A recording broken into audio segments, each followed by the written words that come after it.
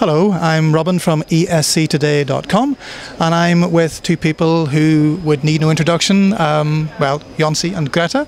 Yeah, two people with a wealth of experience. Now you've got past the second rehearsal, this is getting really serious because the next time you perform will be to juries. It'll be to the juries. It'll be. You haven't got much more that you can change. And do you need to change anything? Are you happy with the way things are? Quite happy, yes. Now we're just looking forward to it. What we have to keep down is the stress factor, which always is an X factor in everything that we do here, and we're just hoping for the best.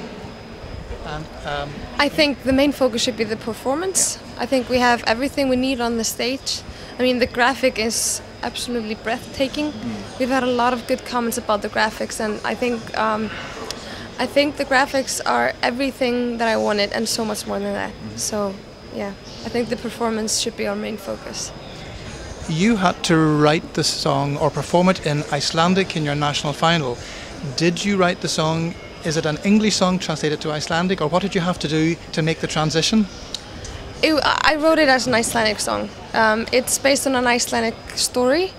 It has a lot of Icelandic elements, so changing the lyrics from Icelandic to English was not easy. I had to lock myself inside my room for quite some time, but I think it came together quite well in the end.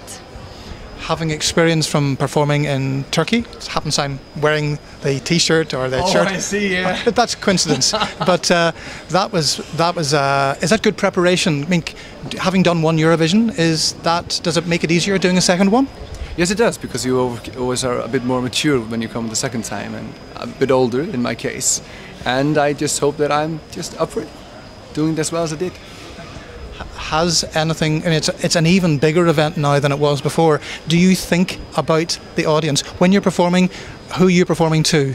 We are asked to perform for the cameras, not the audience. I'm so sorry, we have to admit that, because this is mainly a television show. So whatever the audience do, we have to almost ignore it, or at least think that everybody's naked or something like that. Okay, and that's one to ponder on. Do you tend to perform songs that you have written? Are you a writer? Yes. Okay. Yes. So would you feel, are you more comfortable performing a song that you have an empathy with?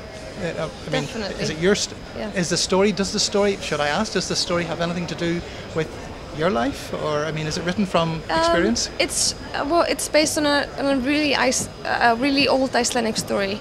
But of course, you always take elements from your own life into your music. I think that's quite natural.